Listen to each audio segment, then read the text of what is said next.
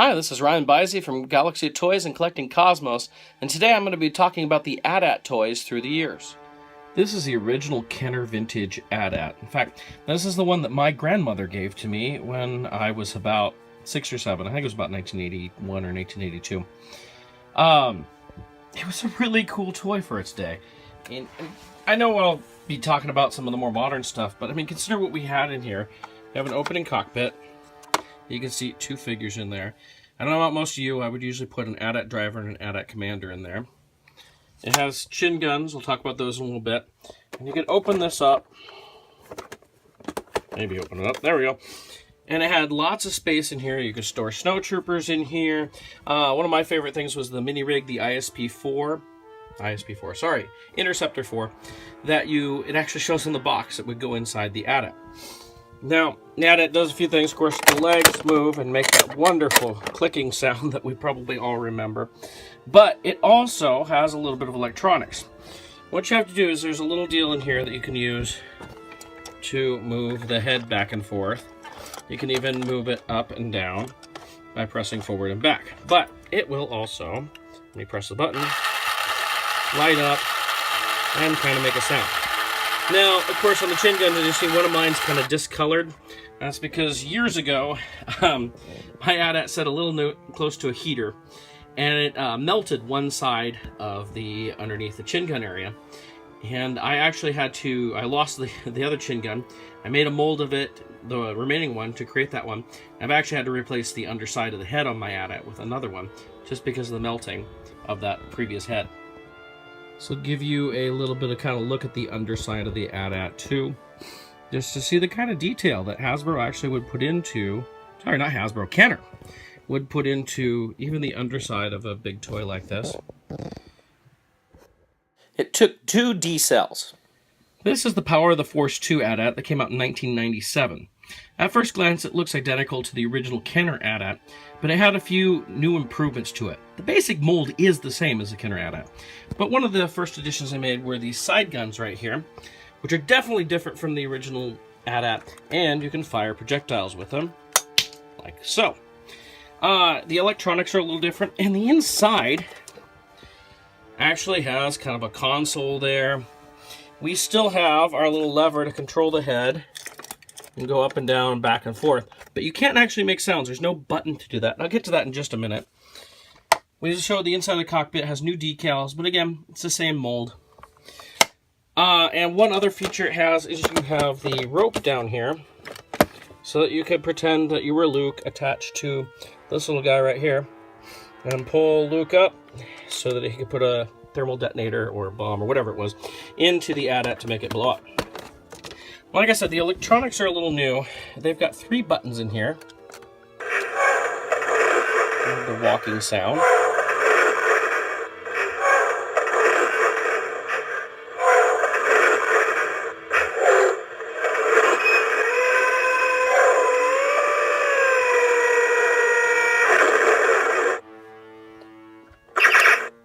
The laser sound.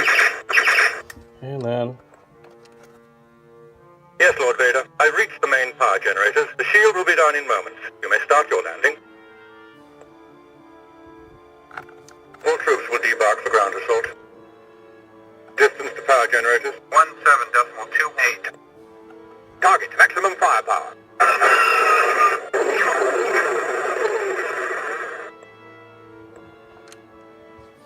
Yes, Lord Vader. I've reached the main power generators. The shield will be down in moments. You may start your landing. So as you see, we get little light up things. We have our walking. So here's the underside of the head right here. As you see, it's very different from the original vintage AT-AT. In order to control the chin guns now, you actually pull on this lever, and you get lights, and the guns move back and forth. The guns do not move back and forth on their own, however, like the original vintage one. But we do have better lights and better sounds, if you will. This AT-AT included 2 exclusive figures of the AT-AT driver and General Veers, and required 3 AA batteries to power. Next we have the Endor AT-AT, which was a Toys R Us exclusive in 2006.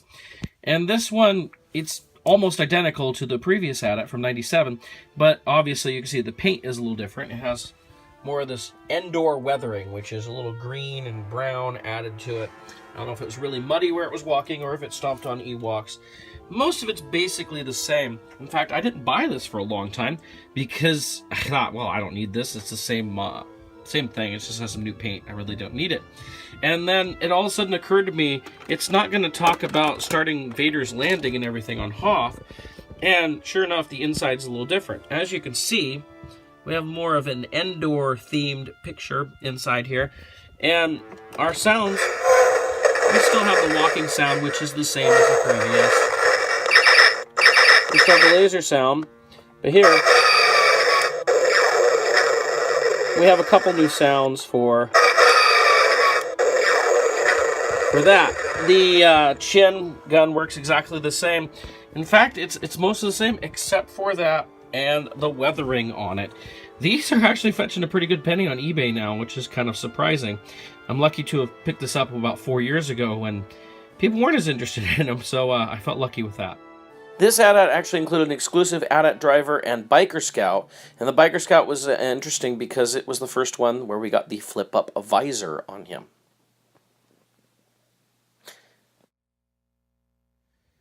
In 2010, Hasbro gave us the big AT-AT.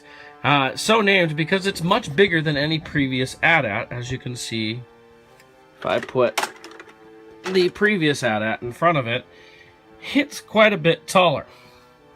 This AT-AT featured a lot more different features on it. Just starting from the outside, as you can see, it's more detailed. It's definitely not from the same mold. We have doors that actually open up that we didn't have before. And in fact, this whole thing opens up to see inside a nice big AT-AT command center. Well, not command center, well, troop deployment.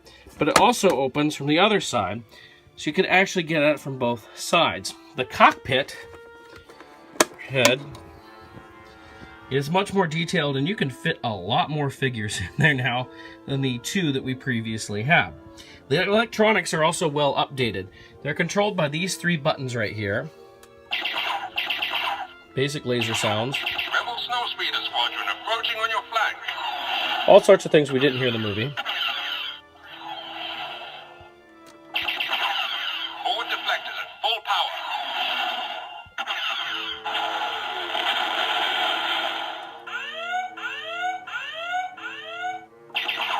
Preparing attack vectors.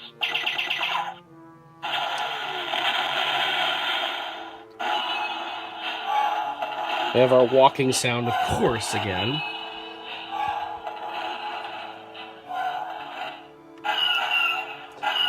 Forward gun sounds. And actually, when you press that, those forward guns light up.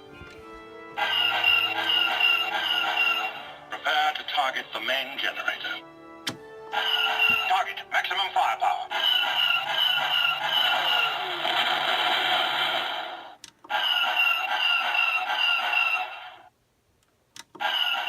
So the cockpit is much more spacious and holds a lot more figures with a lot more detail to it.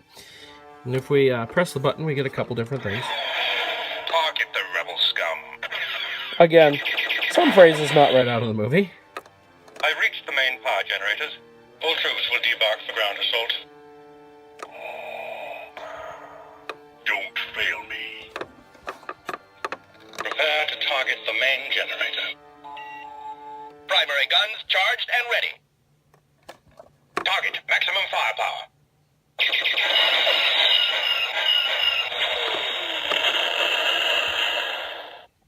And then inside, we've got a couple different things. These can actually pull out like so.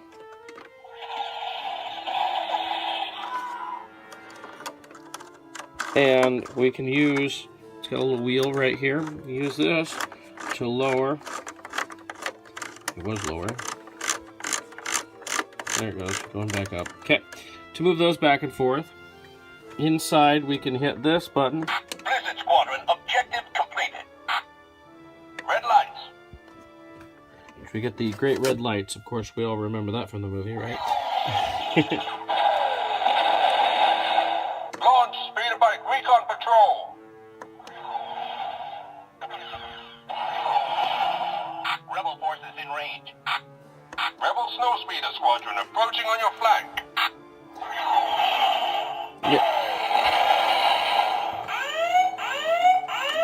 The other thing it has is it has a hatch in the bottom that you can open up. I don't know if you can really get you in there. See it? Kind of there. You see I'm opening that up. And it has a winch that you can grab. Let me get in here to grab it. Sorry about this. So you have a little winch hanging down right here, and then if you press that button right there in the middle, the winch goes up automatically.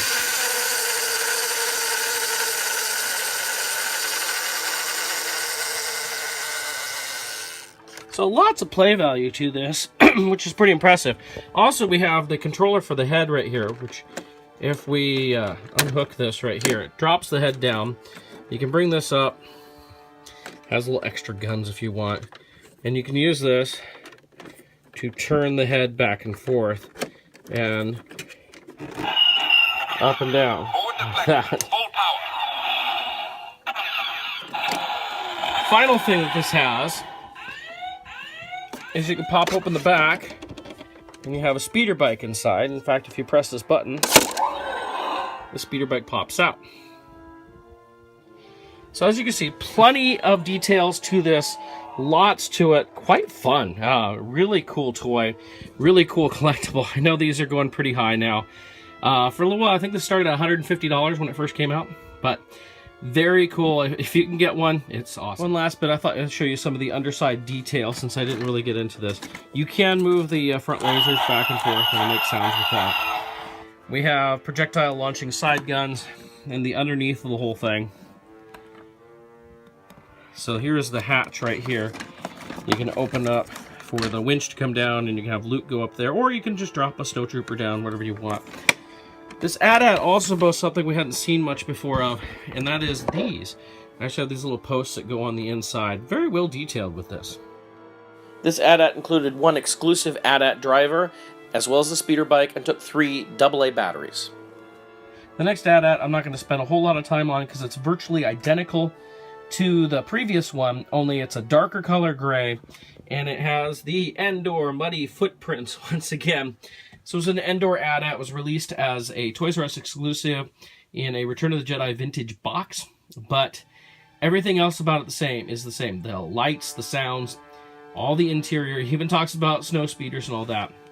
The speeder bike is a brown speeder bike now, though, so that is a little bit different from what we had in the previous one.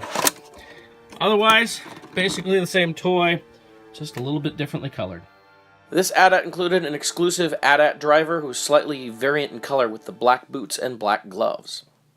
Finally, we have the AT-ACT from Rogue One, and of course this is well known as the walking AT-AT, or AT-ACT, if you will, as you can actually make it walk on its own. Has its own little different features, different things. You can press this button to move the head around. You can press this one. You get laser sounds. You can move the head the other way. And of course, you can fire one of our favorite things, a Nerf dart. Like so. And of course, make it walk. Now you can use the phone app to control it. Inside we have the cockpit, which is where you actually keep the darts, and you can load one figure inside. And instead of having a whole area to play in here, which it still does, we have this that opens and these that pop open. So you can just have figures in there, you can store weapons and put all that stuff. You can actually place things in these little holes. But you also have this little cargo container, which you can open up for further play value. You've got a winch right here and a firing projectile. Like I said, you can take these, place them in here if you want, or any one of the holes on the cargo container here. If you want a more full review of this actual vehicle, I've done one previously on my feed, so you can check that out. The AT-ACT included 3 figures of C2B5, Jin Urso, and the AT-ACT driver, and was powered off of 4 D-cells. Here we can see all the AT-ATs lined up all together, so you can see the Vintage and the Power of the Force 2 and Endor 1, how much similar they are, so basically the same mold.